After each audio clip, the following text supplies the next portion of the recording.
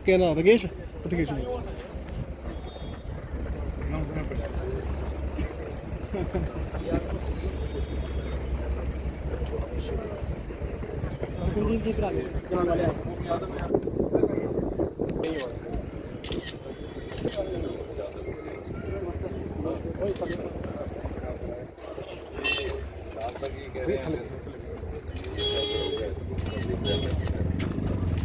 इसको सेव करते हैं इसलिए हमारा भी नीचे गाड़ी वहाँ से थ्रू हो जाए कम से कम एसेंशियल गाड़ियाँ एंड उसमें फिर डिस्क्रिप्शन लगा सकते हैं ट्रैफिक वाले कौन सी छोड़ रही कौन सी नहीं तो आप अपने हमारे 3-4 वाले में भी पॉइंट है। अभी क्या हुआ कि ट्रेन रूट भी कट गया और रोड भी कट गया।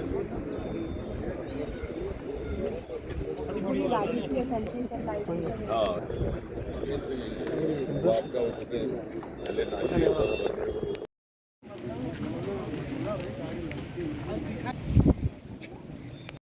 गाड़ियों में एसेंशियल तो कल भी निकाला मैडम ने सर, एसेंशियल निकाल दिया सर। और आज हम इसको कोशिश करते हैं सर रात तक हम किसी भी तरह इसको हैवी गाड़ियों के लिए ट्रेन भी बंद हो गई है सर। Yes sir.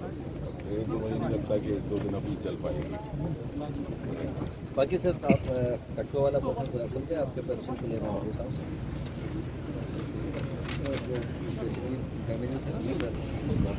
पहले डीसी साहब ने किया था माइनिंग के लेकर के कोई अब तो ये बात आ गई कि कठुआ के शहर वाले कह रहे हैं साहब एंक्रोचमेंट हटाइए। मैंने कहा जब हटाते हैं तो तुम ही लोग कहते थे ना हटाओ, तो कहीं ऐसा ना हो 4 धूप चले तो फिर आप भूल जाएं। तो अब मैंने कहा सभी हम संकल्प करें सर ये जो जहाँ पर भी वनरेबल कंस्ट्रक्शन है उसको अगर हम समाज साथ नहीं देगा तो कैसे होगा। अभी सर आपको अपडेट करूँ जो खटेरू ब्रिज है उसमें सर हमारे 15 स्पैन के ब्रिज उसलिए वो डैमेज हुआ सर। कौन सा खटेरू सर खट नाला सर वे बंद रहा है परसों से और इत्तेफाक से रेल रूट भी बंद है, नेशनल हाईवे भी बंद है। तो जो एसेंशियल सप्लाईज़ हैं उनके लिए भी रूट बहाल करना अनिवार्य है। लेकिन हमें उम्मीद है कि शाम तक हमें कम से कम जो एसेंशियल गाड़ियाँ हैं उनको निकालने की व्यवस्था हो जाएगी। उसको किस तरह से करना है हमारे NHAI के भी अधिकारी हैं, DC साहब भी बधाई की पात्र है। इन्होंने रेड अलर्ट के दिन सुबह से ही ट्रैफिक रोक दी थी, नहीं तो शायद और ज़्यादा क्षति पहुंचती। और वहाँ पर भी दिन रात काम चल रहा है, जखानी के आगे भी, तो उसको जिगजैग करके ऐसे हमवार कर देंगे और यहाँ से भी ऊपर की साइड से, ताकि यहाँ थोड़ा वल्नरेबल ज़्यादा है, इसको सपोर्ट है। और लॉन्ग रन में यहाँ पर एक ब्रिज की तामीर की जाएगी ताकि इस जगह को हम छोड़ दें। जो अभी तो बहुत हैवी रेनफॉल हुआ था, जो कि कहा जाता है कि 99 साल में पहली बार इतना बड़ा, लेकिन ना भी हो तब भी ये वल्नरेबल स्पॉट है। तो इस स्पॉट को हम एक ऑल्टरनेट रूट दे देंगे। हमारे जनप्रतिनिधि बलवंत जी भी यहाँ पर मौजूद हैं, सभी यहाँ लगे, DDC चेयरमैन भी।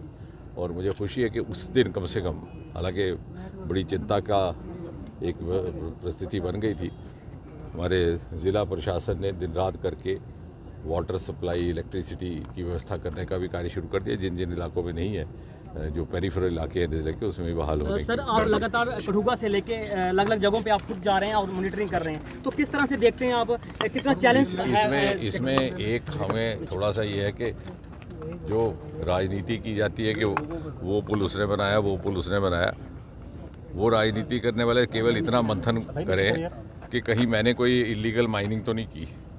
अगर हम सब ये संकल्प कर लें, जो नेता हैं वो लोग भी, जो प्रतिनिधि हैं, जो एमएलए हैं, एमपी हैं, कि इलीगल माइनिंग ना हम अपने हाथों से होने देंगे ना करेंगे, तो मुझे लगता है कि बहुत सारा हमारा ये डैमेज बच जाएगा। ये तो बहुत एक गैर मामूली सी परिस्थिति बनी, लेकिन मुझे कहते हुए बड़ा दुख होता है कि हमने जो कठुआ में कीड़िया गड़ियाल जैसे पुल बनाए जुठाना, वो कंपनियां भी आकर के हमारे पास शिकायत कर रही हैं कि साहब इतने शौक से हमने पुल बनाए थे, लेकिन आप ही के लोग रात को खुदाई कर रहे हैं।